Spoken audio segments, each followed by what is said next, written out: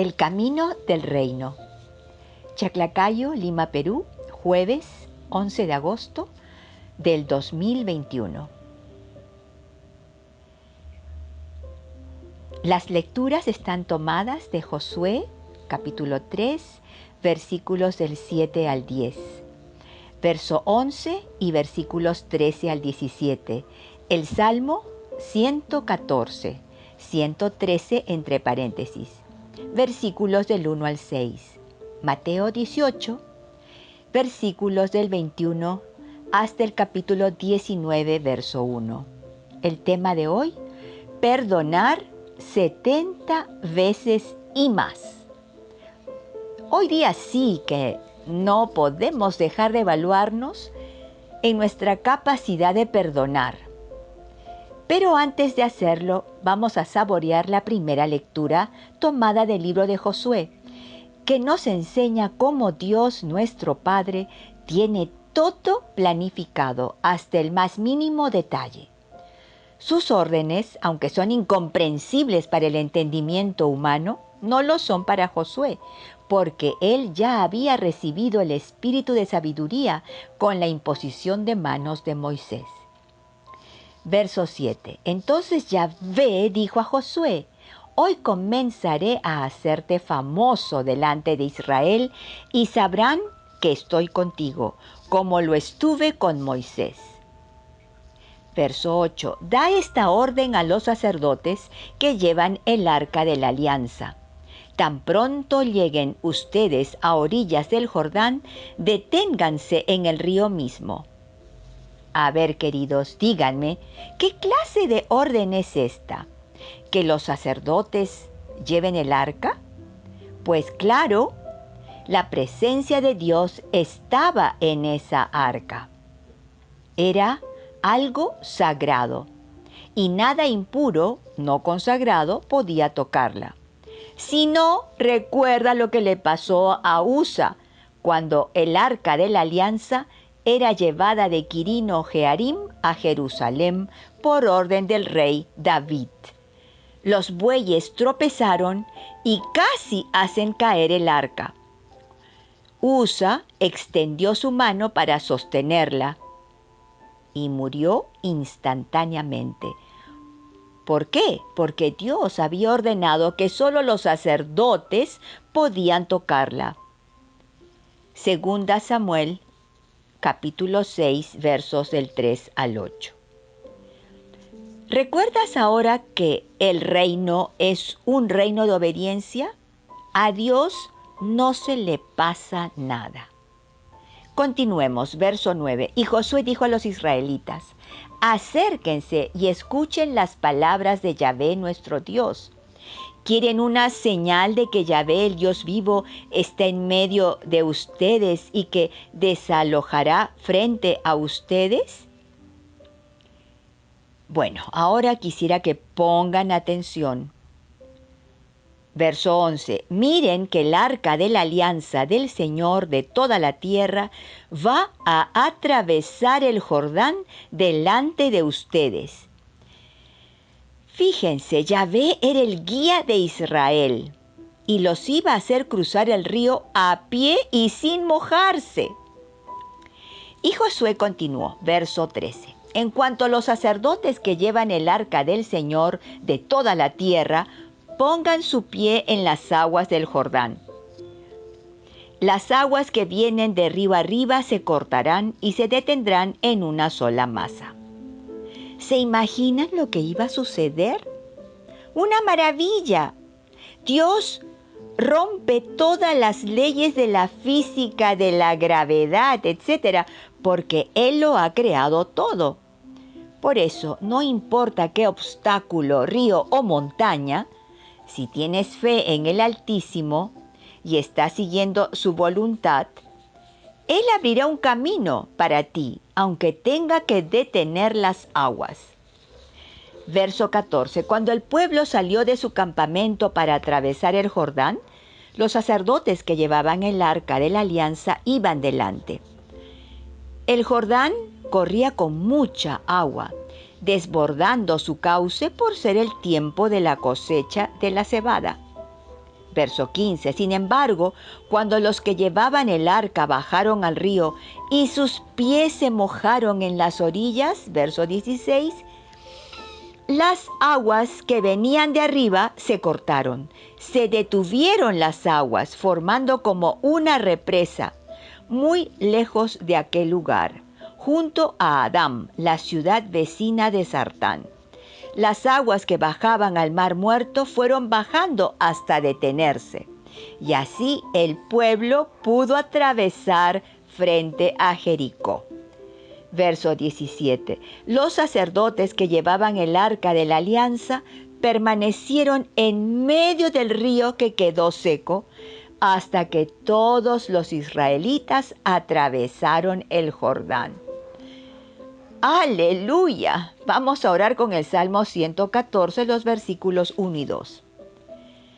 Cuando Israel salió de Egipto, la casa de Jacob, de un pueblo extranjero, Judá pasó a ser tu santuario, Señor. Israel se convirtió en tu dominio. Gracias, Padre, por tu fidelidad para con tu pueblo.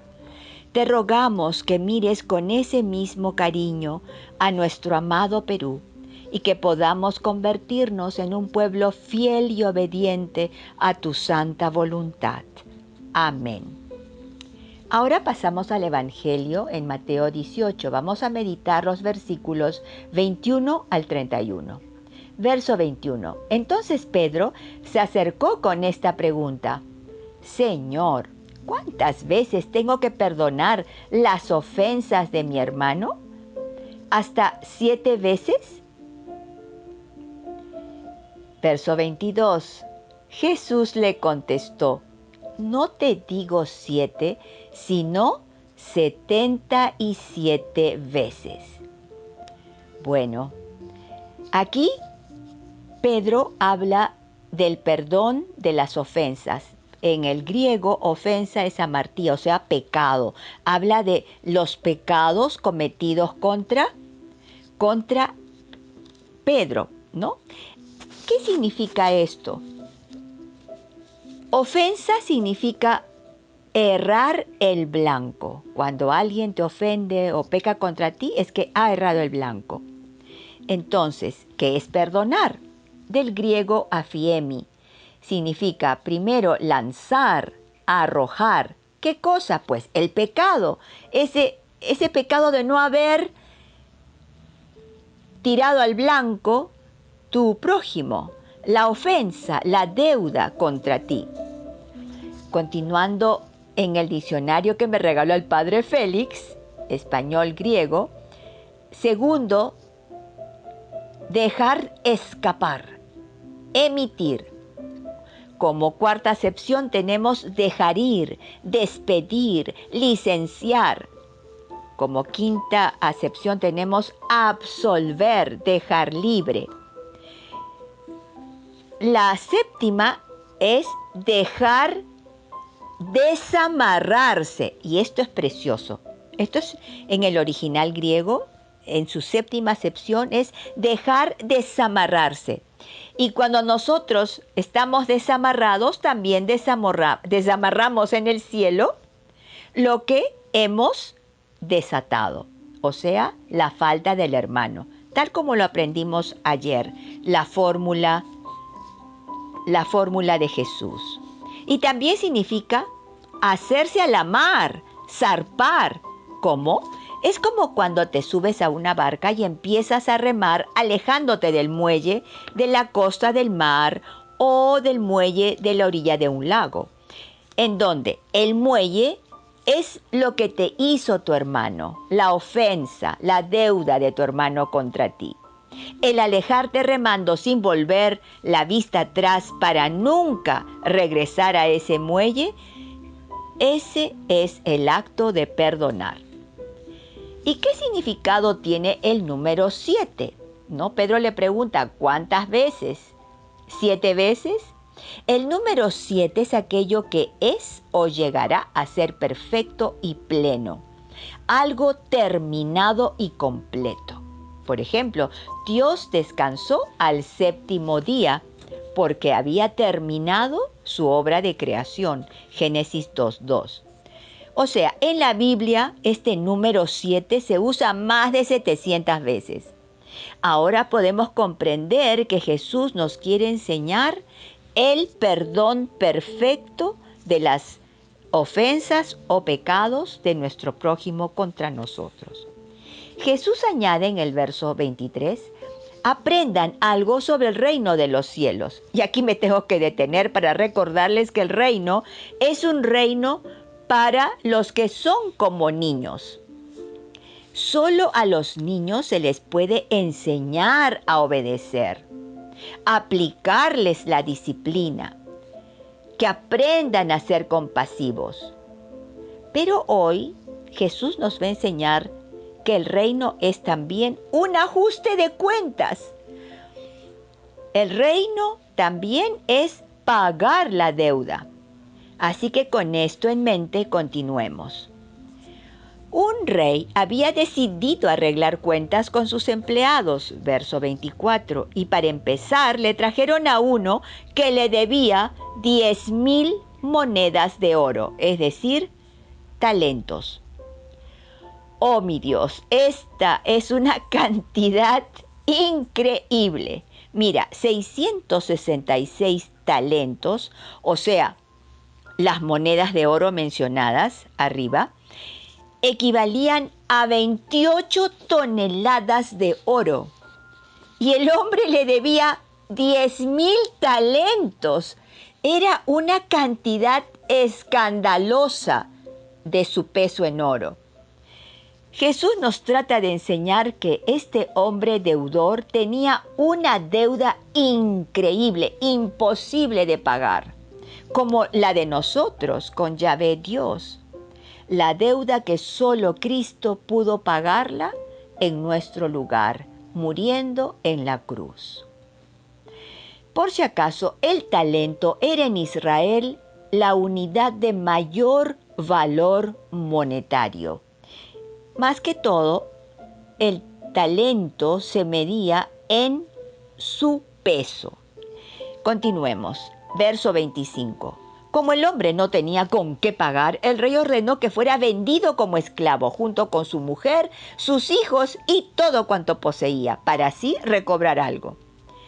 26. El empleado pues se arrojó a los pies del rey suplicándole, dame un poco de tiempo y yo te lo pagaré todo. Verso 27. El rey se compadeció y lo dejó libre. Más todavía, le perdonó la deuda. ¿Escuchaste bien? Le perdonó toda la deuda, los 10,000 talentos. Oh Dios mío, tú sí que eres compasivo y misericordioso. Verso 28, pero apenas salió el empleado de la presencia del rey, se encontró con uno de sus compañeros que le debía 100 monedas. 100 denarios era una moneda romana. Un talento era equivalente a 6,000 denarios. El hombre le debía una irrisoria cantidad comparada con la escandalosa deuda de 10,000 talentos y que le fue perdonada. Continuamos en el verso 28, pero lo agarró del cuello y casi lo ahogaba gritándole, págame lo que me debes. Así es cuando nosotros tenemos a un deudor. Es como que le agarramos del cogote y no lo dejamos respirar. Tengan cuidado con eso. Versículo 29. El compañero se echó a sus pies y le rogaba, dame un poco de tiempo y yo te lo pagaré todo. Verso 30. Pero el otro no aceptó, sino que lo mandó a la cárcel hasta que le pagara toda la deuda. Recuerda que cuando Pedro le pregunta a Jesús sobre cuántas veces perdonar, se refiere a la deuda del pecado. En este caso es la deuda en peso, porque antes se hablaba del peso de un talento. Verso 31. Los compañeros testigos de esta escena quedaron muy molestos y fueron a contar sobre todo a su señor. Verso 32. Entonces el Señor lo hizo llamar y le dijo, siervo miserable, yo te perdoné toda la deuda cuando me lo suplicaste. Verso 33. ¿No debías también tú tener compasión de tu compañero como yo tuve compasión de ti? Verso 34. Y hasta tal punto se enojó el Señor que lo puso en manos de los verdugos hasta que pagara toda la deuda. Una deuda, por si acaso, es una obligación a pagar o devolver. Una deuda puede ser también una obligación moral por algo recibido. El reino de Dios es un reino de justicia.